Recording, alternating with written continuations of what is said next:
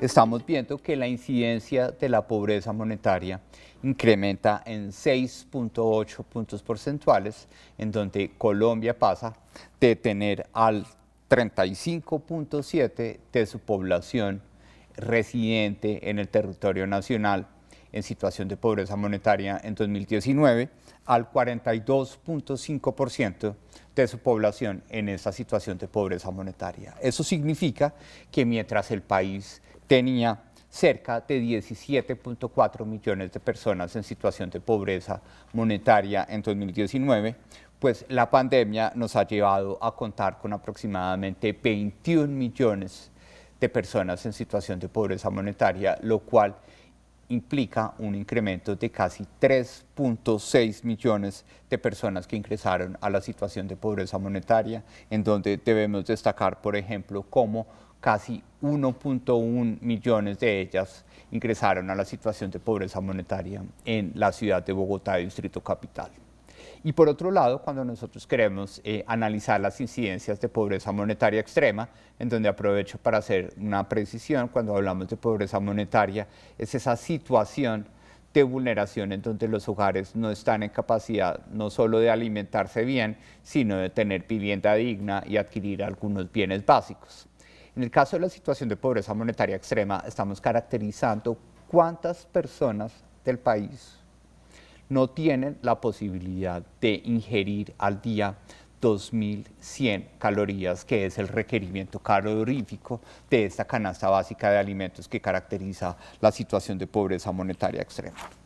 En este caso, nosotros estamos viendo cómo la incidencia relativa de la pobreza monetaria extrema pasa de un 9.6% de la población que reside en el territorio nacional, una parte de ellas población migrante venezolana incluida en la encuesta, que en 2019 estaban en situación de pobreza monetaria extrema, pasamos a un 15.1% de la población en situación de pobreza monetaria extrema en el total nacional, con lo cual si el país tenía aproximadamente 4.7 millones de personas en situación de pobreza monetaria extrema, es decir, que no podían tener acceso a ese mínimo de 2.100 calorías diarias para no estar en una situación de malnutrición, pues estamos viendo que en 2020 la pandemia nos deja con casi 7.5 millones de personas en situación de pobreza monetaria extrema. Esto es un incremento de 2.8 millones de personas que ingresaron a esta situación crítica de vulneración, llamémosla alimentaria, en el marco de la pandemia entre 2019 y 2020. Un elemento para resaltar de estos dos resultados es que este deterioro socioeconómico de la población, recordemos, más de 3.6 millones de habitantes en el territorio nacional en situación de pobreza monetaria y de ellos 2.8 de más en situación de pobreza monetaria extrema, sucede fundamentalmente en las 23 principales ciudades del país. Particularmente en la zona rural, la alta presencia de programas institucionales que han sido incorporados y enriquecidos a partir de los registros administrativos oficiales en el marco de la encuesta, la alta presencia de beneficiarios de estos programas en la zona rural, que a su vez se vieron beneficiados por los pagos extraordinarios de esos programas preliminares, pues llevaron a que la brecha urbano-rural de la incidencia de pobreza monetaria se cerrara drásticamente. Tanto es así que mientras el país tenía al 47.5% de la población rural en situación de pobreza monetaria, ahora tiene al 42.9% de su población rural en situación de pobreza monetaria. Y si en 2019 el país contaba con el 19.3% de su población rural en situación de pobreza monetaria extrema, es decir, que no podían consumir 2.100 calorías al día, pues pasamos a un 18.2%, una reducción de 1.1 puntos porcentuales de incidencia de la pobreza monetaria extrema en la población rural. Para las 23 principales ciudades del país, Quibdó en 2020 es la ciudad con una mayor incidencia de pobreza monetaria, en donde casi 2/3 partes de sus habitantes, 66.1%, se encuentran en situación de pobreza monetaria. mientras que la ciudad de Manizales es la ciudad que, a pesar de haber incrementado la incidencia de la pobreza monetaria en 2020, es la ciudad, junto con Villa María, el área metropolitana de Manizales, que tiene menor incidencia de pobreza monetaria con un 32.4%. Eso significa que en este momento Quibdó, que es la ciudad con mayor incidencia de pobreza monetaria, tiene 72.510 personas que habitan en Quibdó en situación de pobreza monetaria, mientras que Manizales, que es la ciudad con la menor incidencia de pobreza monetaria, pues estamos viendo que para el caso de Manizales tenemos solo 138.559 personas que se encuentran en situación de pobreza monetaria. Eso frente al estado de la pobreza monetaria en 2020. Ahora, ¿en qué ciudad, en términos relativos, se vio más deteriorada la situación de pobreza dentro de las 23 principales ciudades del país? En primer lugar, tenemos que destacar a Barranquilla y su área metropolitana junto con Soledad como el contexto geográfico que más vio incrementado en términos relativos la incidencia de la pobreza monetaria, en este caso en 15.6 puntos porcentuales, muy por encima de los 6.8 puntos porcentuales que caracterizaron el incremento de la incidencia de pobreza monetaria en el total nacional. Junto con Barranquilla, Bucaramanga y Cali son las tres ciudades que tienen un mayor incremento o un deterioro socioeconómico al interior de cada una de ellas en materia de una mayor incidencia de población en situación de pobreza monetaria. Mientras tanto, Quibdó, quien era la ciudad que tenía la tasa de incidencia de pobreza monetaria más alta de todo el país, como lo vimos anteriormente, pues es aquella en donde precisamente por tener un alto nivel de pobreza, pues no es posible ver las mismas magnitudes de incremento que se ven en otras ciudades y por eso Quibdó solo tiene un incremento de 5.2 puntos porcentuales de incidencia en materia de pobreza monetaria. Cuando nosotros queremos entender lo que está sucediendo con la pobreza monetaria extrema, nuevamente esa situación de vulneración de personas que residen en hogares en donde la plata de la alcancía dividida a prorrata no permite los recursos suficientes para que cada uno de ellos coman o ingieran 2.100 calorías al día, vemos que nuevamente Quibdó es la ciudad con mayor incidencia de pobreza monetaria, con el 30.1% de sus habitantes en situación de pobreza monetaria extrema, mientras que nuevamente Manizales destaca como la ciudad con la menor incidencia de pobreza monetaria extrema.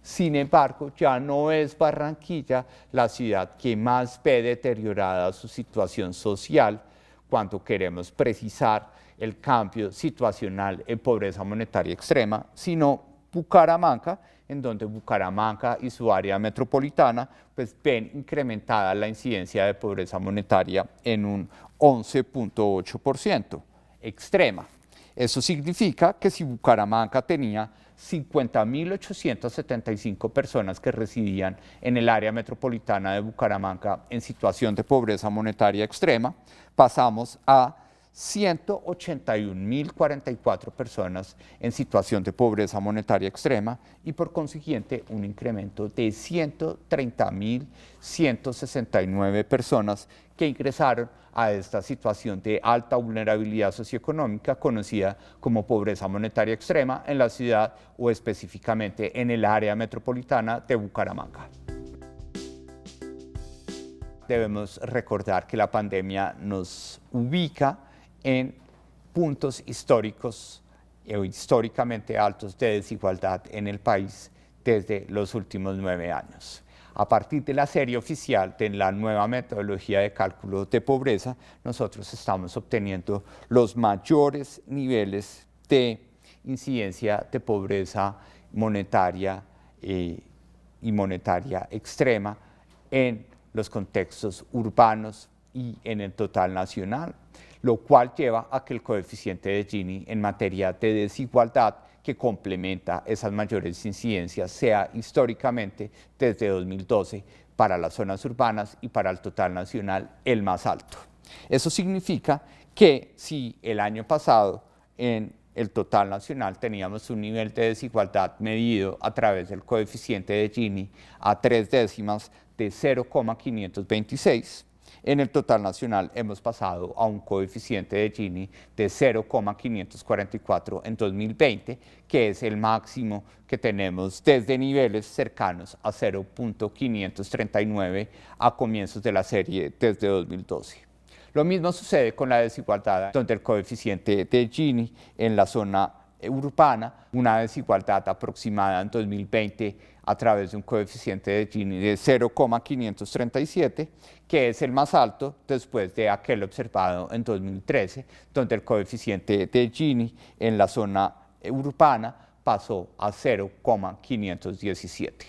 Sin embargo, cuando nosotros queremos entrar a caracterizar la desigualdad en la zona rural, recordemos que precisamente la mayor participación de unidades de gasto perceptoras de beneficios institucionales en la zona rural dispersa y en los centros poblados llevó a que tuviéramos disminuciones de la incidencia de la pobreza monetaria entre los habitantes que residen en la zona rural del país. Es por eso que la incidencia de pobreza monetaria, al caer con un apoyo muy importante de una mayor participación de beneficios institucionales, un menor deterioro de la actividad económica asociada a que hemos insistido continuamente a que las actividades agropecuarias han aportado puntos positivos al crecimiento de la economía y que las condiciones de empleabilidad en la zona rural no han seguido las mismas tendencias de destrucción de empleo en la zona urbana, pues esa reducción de la incidencia de pobreza monetaria y de pobreza monetaria extrema lleva o está detrás de un coeficiente de Gini de 0,456 en la zona rural del país para 2020, que estadísticamente con aproximación a 3 dígitos es idéntico al coeficiente de Gini que teníamos en la zona rural en 2019. En donde debemos recordar que este coeficiente de Gini o este indicador de desigualdad de 2019 y 2020 alcanza a estar por debajo de este coeficiente de Gini que se vio en la zona rural en 2012 de 0,465. Como conclusión, tenemos un incremento importante de la desigualdad en el país, pero particularmente causada en las áreas urbanas, que fueron las más afectadas por esta situación de pandemia y sobre todo por el deterioro del mercado laboral. Cuando nosotros en la unidad de análisis del cálculo de pobreza, que son los hogares, separamos a los hogares según el sexo del jefe de hogar, hogares con jefes hombres y hogares con jefes mujeres, vemos un incremento importante de la brecha que existe en la incidencia de pobreza monetaria en esas dos clasificaciones. Particularmente, si queremos calcular la pobreza monetaria en aquellas personas que residen en hogares cuya jefe es una mujer, pues ya no hablamos del 42,5% de las personas en esa condición, sino del 46,7%. Mientras que si hablamos de la incidencia de la pobreza monetaria de personas que residen en hogares cuyo jefe es un hombre, pues estamos viendo una incidencia del 40,1%. Esto significa una brecha de 6,6 puntos porcentuales, cuando esta brecha en 2019 era de 3,8 puntos porcentuales, lo cual muestra cómo el deterioro muchísimo más marcado del mercado laboral para las mujeres, que llevó a que incluso tuviéramos tasas de desempleo superiores en 10 puntos porcentuales en algunos meses de pandemia que para los hombres, pues está llevando a que la brecha de incidencia de la pobreza por sexo de la jefatura de hogar se haya incrementado pues exactamente en 2,8 puntos porcentuales, un elemento muy relevante que también implica un retroceso socioeconómico en materia de la equidad de la mujer. La fuente oficial de cálculo de pobreza monetaria en Colombia sigue siendo la gran encuesta integrada de hogares. Dos elementos fundamentales de la situación de pandemia llamaron la atención para adelantar el ejercicio de enriquecimiento de recursos administrativos. Primero, la sobrevivencia masiva de casi tal y como lo estima la encuesta, de 3 millones de nuevos beneficiarios de ayudas institucionales. Y segundo, el hecho de que la población adulta mayor tuvo unas restricciones muchísimo más fuertes en el marco de la pandemia, que seguramente al restringir estrictamente su libre circulación tuvieron dificultades para reclamar sus pagos de pensión. Esto significa que el DANE tomó la decisión, con el aval de la Comisión de Expertos, de precisar o incrementar la calidad de la información de ayudas institucionales y de pensiones a través de la interoperabilidad y el emparejamiento con recursos administrativos, lo cual nos permite hacer unos cálculos supremamente importantes. En primer lugar, si en Colombia en 2020 no hubieran existido registros administrativos, la incidencia de la pobreza monetaria hubiera pasado del 35.7% al 46.1%. Esto significa un incremento de 10.4 puntos porcentuales. Primer escenario. Segundo escenario, si Colombia hubiera continuado inicialmente los programas de ayudas institucionales que tenía en 2019 y no se hubiera inventado ningún programa, las incidencias de pobreza monetaria hubieran pasado de 35.7% a 44.7%, es decir, un incremento de 9 puntos porcentuales. Finalmente, gracias a los esfuerzos del Gobierno nacional y gobiernos locales con mecanismos de ayuda extraordinarias que se generaron en 2020, la incidencia de pobreza monetaria pasó de 35.7% a 42.5%, es decir, un incremento de 6.8 puntos porcentuales. Eso significa que las ayudas institucionales definidas explícitamente para gestionar la pandemia en 2020, tuvieron una capacidad de contención en términos de puntos porcentuales de la incidencia de pobreza monetaria en el total nacional de 2.2 puntos porcentuales. Hecho ese mismo ejercicio para las incidencias de pobreza monetaria extrema, recordemos, primer escenario, si no existieran las ayudas institucionales solo en 2020, la incidencia de pobreza monetaria extrema en Colombia hubiera pasado de 9.6 puntos porcentuales a 19.8 puntos porcentuales, es decir, un incremento de 10.2 puntos porcentuales. Segundo, si Colombia se hubiera quedado quieta con los programas institucionales que venían vigentes desde 2019, hubiéramos pasado de una incidencia de 9.6 puntos porcentuales a una incidencia de 17.7 puntos porcentuales, es decir, un incremento de 8.1 puntos porcentuales de incidencia de la pobreza monetaria extrema. Finalmente, gracias a las ayudas institucionales, pasamos de 9.6% de incidencia de pobreza monetaria a un 15.1%, es decir, un incremento de 5.5 puntos porcentuales, lo cual, como conclusión, nos muestra que los programas institucionales diseñados para gestión de la pandemia en el año 2020, tanto a nivel nacional como a nivel local, tuvieron un poder de contención de 2.6 puntos porcentuales superior al propio de las ayudas ordinarias, que correspondió a 2.1 puntos porcentuales.